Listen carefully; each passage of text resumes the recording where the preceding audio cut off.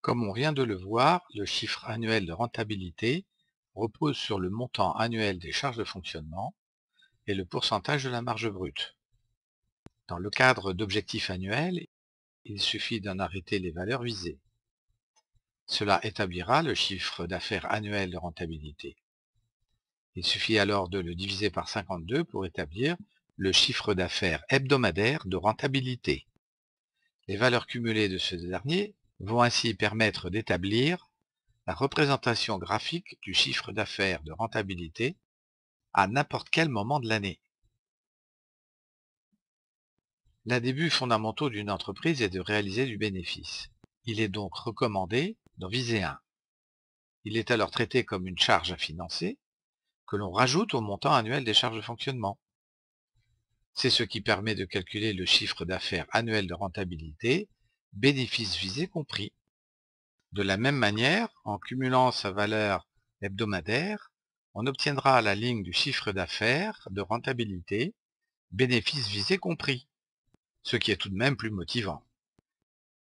Il faut alors enregistrer régulièrement le chiffre d'affaires pour en établir sa valeur cumulée et sa représentation graphique qui s'inscrira dans le même graphe que celui du seuil de rentabilité. Sa position en dessous ou au-dessus de la ligne du chiffre d'affaires de rentabilité donnera la situation instantanée de l'entreprise.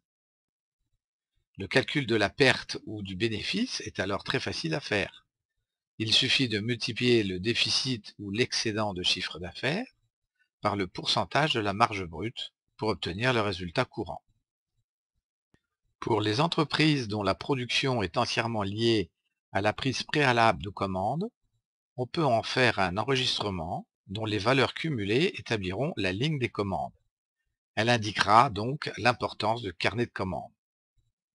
Ce graphique met en évidence les trois leviers fondamentaux de la rentabilité: le montant annuel des charges de fonctionnement, le pourcentage de la marge brute et la vitesse de croissance du chiffre d'affaires.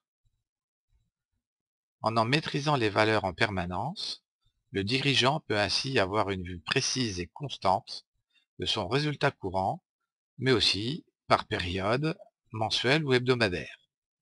Il est possible de calculer également les objectifs de prise de commande et de chiffre d'affaires hebdomadaire à réaliser en fonction du nombre de semaines restantes pour l'exercice en cours. Tout cela est très motivant et cela pousse à agir en permanence sur les trois leviers de la rentabilité et devenir ainsi un véritable gestionnaire. Ce tableau de bord graphique est aussi un très bon outil de communication avec le personnel. Il permet de mettre en place une gestion participative dynamisante. Cela oriente tous les individus dans la même direction. Il faut pour cela que le bénéfice fasse l'objet d'un intéressement sans aucun danger en l'établissant à partir de l'assiette des salaires. C'est ainsi que l'entreprise défend son bénéfice, son métier et les intérêts de tous les individus qui la font tourner. Merci de votre attention.